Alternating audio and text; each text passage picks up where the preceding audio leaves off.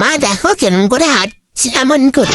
যা, তুই বিকলাঙ্গ বাবাকে থেকে পরিহাস করিস। যা, আমি তোকে অভিশাপ দিচ্ছি, তুইও বিকলাঙ্গ হয়ে যা।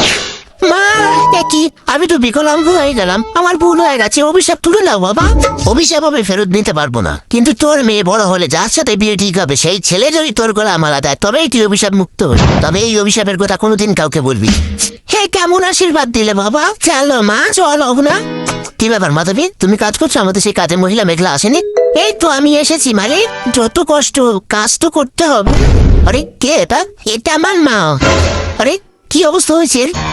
তাই মেঘলা তুই পার করতে পারবি না? তা পারি কি গো, থাক না, বেচারা স্বামী মারা গেছে, ওর মনে হয় কোনো অসুখ করেছে, ও যতটুকু পারে করবে, বাকিটা আমি করে নেবো। তোমার সত্যি মায়া মাধবী, ঠিক আছে ওকে কাজ করতে বলো। মন খারাপ করিস না মেঘলা, আমি তো আছি। মা আমি করে দেবো, তুই পারবি না? ও না, আমি করে নিচ্ছি। এই মেঘলা দে, আমি করে নিচ্ছি দে। থাক মালকিন, আপনি আর আমার জন্য কত করবেন? এইভাবে কেটে গেল 20টা বছর।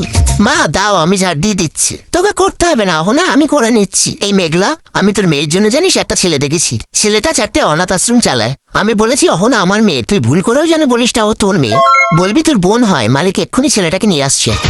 মা আমি তো মালকিনের ছেলেকে ভালোবাসি। চুপ কর। কি হয়েছে অহনা? দেখো না মৌখিক, তোমার মা আমার জন্য ছেলে দেখেছে। চিন্তা করো না অহনা, সব ঠিক হয়ে যাবে। উজ্জ্বল বাবু এসো। নমস্কার। এসো বাবা বসু। মা অহনা, এটা আমার মেয়ে। আরে আমার ছেলে মৌখিক। আর ইনিকে? ওটা তোমার বড় মেয়ে। সে কি, আপনার বড় মেয়ে থাকতে আপনি ছোট মেয়ের বিয়ে দিচ্ছেন? এটা আমি মানবিকভাবে কখনোই মেনে নিতে পারবো না। আমি 4টে অনাথ আশ্রম চালাই, আর আমি সেই সব মানুষ সবসময় সাহায্য করি যাদের জীবনটা অনেক কষ্টের। তাই আমি আপনার বড় মেয়ের গলায় মালা দিয়ে ওর জীবনটা সুখের করতে চাই। এই নিন মালা। সত্যি অদৃষ্টির কি দারুণ দৃশ্য। আজ থেকে তোমার সারা জীবনের দায়িত্ব আমি নিলাম। অভিশাপ মুক্ত তুমি দিলে না? কে তুমি? ওটা তোর মা, তুই তখন ছোট। আমার অভিশাপে তোর মা এতদিন বিকলাঙ্গ হয়েছিল।